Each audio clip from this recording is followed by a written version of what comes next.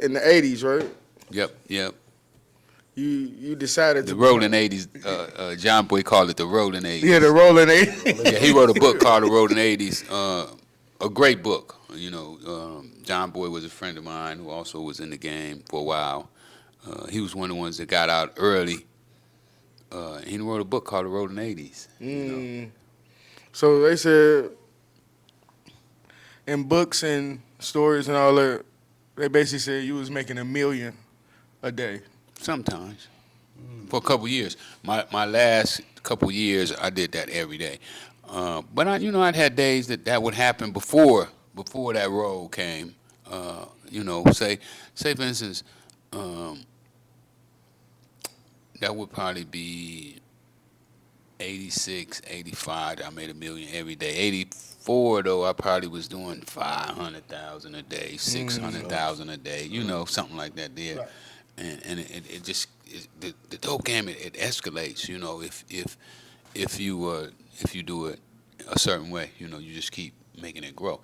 And what I would do is I later found out, when I was in jail and reading all these books, that it was called compound interest. Where you don't take your money out, you study, put your money in, and your money starts to compound. Right. So, you were making close to that. So I was making. I made $1 million a day for a while. That's crazy. Jesus. Some days, that is insane. And some days as much as $3 million. That's wild. So you was basically, and I'm gonna just get into it, but you was basically like supplying the whole United States or cities, yeah, other California. cities. Other cities too. What happened is people started to come from other cities to L.A. to look for cocaine. Cocaine became the hub. I guess they had cracked down on Miami. Where Miami, Cubans, where the Cubans was bringing it in. So then the Colombians started coming in through Mexico, and California became the hub. Wow. And then when I got with the Nicaraguans, they had the government plug.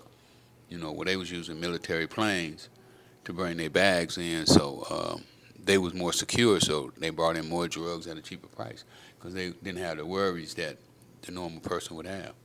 Okay, look, one more, because I be getting confused by that. I be getting confused by that. So did they?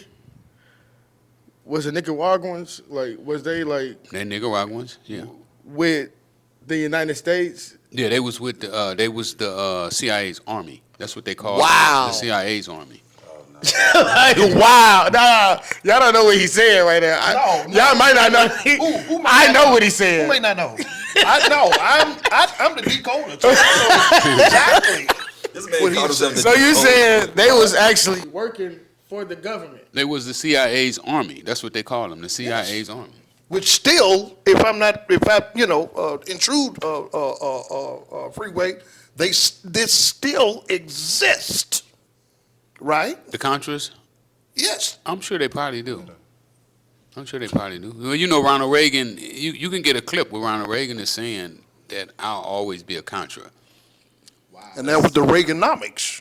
Part of Reaganomics. He said that the Contras were so important to the U.S. that no matter what Congress said, he was kind of defined like Trump is now. Like, we don't give a fuck what Congress is saying. We're going to save this country the way we feel it should be saved. Right. Because, Trump right now feel that he's saving the country. He does feel like it. Yeah, that's how he really feels. We got to purify this thing, and this what we got to do that. So facts.